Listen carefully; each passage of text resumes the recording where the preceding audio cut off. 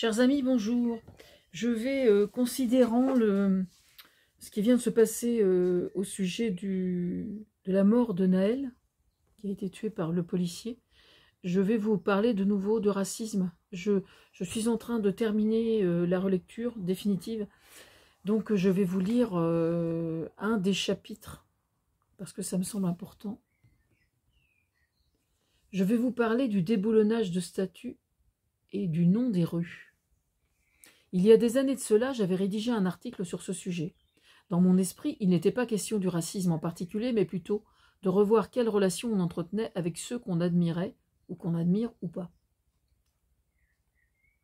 Je comprends parfaitement aujourd'hui certains, dans une dynamique de justice qu'ils croient à rendre, même si ça peut être jugé comme dérisoire, inutile, ou même contre-productif aux yeux de certains, y compris par ceux qui luttent contre le racisme et l'esclavagisme. C'est ce qu'on appelle aujourd'hui le wokisme. Alors, c'est une des raisons pour lesquelles je tiens particulièrement à travailler sur ce sujet, c'est que je sais que c'est un des arguments saisis par le Rassemblement national. Donc, évidemment, c'est d'autant plus important de s'y coller. N'est-ce pas? Voilà. C'est ce qu'on appelle aujourd'hui le wokisme, donc qui semble plus une forme de révisionnisme culturel, quelquefois, qu'autre chose. C'est curieux d'ailleurs que le Rassemblement national se saisisse du wokisme alors que c'est un révisionnisme culturel, alors qu'eux, justement, sont soutenus par les révisionnistes face à la Shoah et la Seconde Guerre mondiale. Soit dit en passant. Bref. Le souci réside dans le fait qu'il faut ne pas perdre de vue quel objectif on cherche à atteindre, et j'ai de gros doutes sur l'efficacité d'un tel révisionnisme. Je trouve parfaitement légitime de rendre l'histoire d'un peuple davantage conforme à ce qu'elle fut vraiment par des œuvres, quelles qu'elles soient, dans un travail contemporain, mais pervertir des œuvres du passé pour les débaptiser, en fin de compte, pervertit la perception de la cause au moment où cette œuvre fut créée, justement. Et donc, pour cette raison, c'est contre-productif face à l'objectif qu'on se fixe. Il y a un aspect que personne n'observe, c'est que le fait d'avoir été esclavagiste n'interdit pas que cette personne, peut-être, ait fait dans sa vie bien d'autres choses qui, elles, pourraient justifier que leur statut reste debout. Parce que quand quelqu'un a occupé une fonction extrêmement importante dans l'histoire, on ne connaît pas toujours toute sa vie. Et quelquefois, ce qui a davantage marqué son histoire ou ce qu'on sait de sa biographie, c'est certains faits en particulier, mais pas nécessairement tout ce qu'il a fait.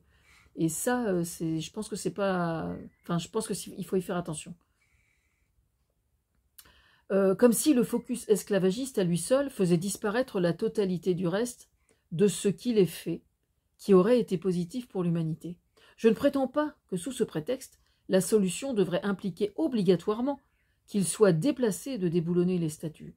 Je prétends juste que d'observer le travail d'un politique sous cet aspect uniquement n'est pas objectif, ce qui est différent. Le fait de revendiquer de nouveaux noms de rues, par exemple, me semble beaucoup plus justifié et sous-estimé dans son impact. Je considère que beaucoup de personnages qui ont apporté énormément à l'histoire de notre pays et de notre culture ne jouissent d'aucune reconnaissance de ce type. Je pense aux femmes, qui restent sur ce point particulièrement dans l'ombre. Si l'on parle des noms de rues, par exemple, je crois que 99% de noms de rues sont des noms d'hommes.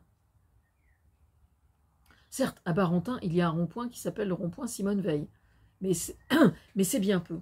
Symboliquement, donner le nom de Simone Veil à un rond-point est infiniment plus valorisant et altruiste que de baptiser une impasse, par exemple. Sur le plan symbolique, je veux dire. D'autre part, quoi qu'on en dise, une statue qui est au milieu d'un carrefour, qui plus est où aucun piéton jamais ne passe, les explications sur son rôle en tant qu'esclavagiste, personne jamais ne les lirait, alors que leur emplacement se trouve encore en place favorable aux yeux de tous et son nom cité verbalement à chaque fois qu'on demande sa route à quelqu'un. Moi, j'ai une proposition à faire. Pour commencer, aujourd'hui, des lieux stratégiques dans les villes, quelle que soit leur taille, sont importants. Je veux parler des déchetteries, par exemple, et pour répondre au nom de rue, des voies sans issue. Les cimetières aussi, par exemple. Symboliquement, installer la statue d'un esclavagiste à côté d'une déchetterie, si possible, uniquement sa tête, tant qu'à faire, me semble symboliquement plus fort que le simple fait de le déboulonner. Entre personnes à admirer et à noter comme deux valeurs au sein d'une ville, il n'y a qu'à poser la question aux habitants, simplement. Alors évidemment, les anciens, il faut toucher à rien, etc. Mais on peut aussi demander à tous les jeunes, hein. Je veux dire, à partir du moment où si vous interrogez des jeunes et ils ne connaissent pas cette personne, après tout, pourquoi donner le nom du truc, quoi? Vous voyez ce que je veux dire? Si la question est posée à un panel vraiment représentatif, pourquoi pas, hein. Moi, je pense que voilà, enfin bref. Les héros véritables aujourd'hui, ceux qui nous aident le plus, sont ceux dont le destin et la posture sont les plus utiles, parce qu'on peut s'y identifier, sont ceux qui sont les plus récents dans notre histoire. Je crois en vérité que c'est l'érection en tant que statut qui prête le plus sujet à caution aujourd'hui, parce que j'ai le plus gros doute sur le fait que ce soit si salutaire que cela, que ce soit sur le plan symbolique ou que ce soit sur le plan philosophique. Il n'y a guère aujourd'hui que les dictateurs, pour imposer eux seuls à leur peuple des portraits d'eux version XXL, vous savez, sur les immeubles et tout, c'est complètement cinglé ce mec-là, enfin bref, version XXL ou des statues un peu comme de véritables furoncles mégalomaniaques. C'est vrai, je le reconnais, que d'admirer quelqu'un qui ait marqué l'histoire de notre pays peut sembler positif et salutaire. Ou salutaire. Mais ce concept renvoie alors à la notion d'homme providentiel, alors qu'au moment où je vous parle, on observe hors coronavirus que malheureusement, certains de nos concitoyens auraient tendance à ne pas aller voter. Mais on y reviendra à ça. Je veux dire que le moment est venu peut-être de se demander si le fait d'ériger des statues à des hommes qui ne le méritent pas, ou moins qu'on ne le soupçonne, est si salutaire que cela. Ici, dans mon village, qui lui a donné son nom, nous avons celle de Sainte Austreberte, qui est une sainte régionale. Elle a sa statue aussi à Barentin, et dans les deux églises à Pavilly. Elles ne font pas plus de 2 ou 3 mètres, et surtout, en dehors de l'église, se trouvent à hauteur d'homme. Et je trouve ça infiniment plus sain. Voilà. J'espère que mon livre sur le racisme va bientôt sortir. D'ici quelques semaines, je pense.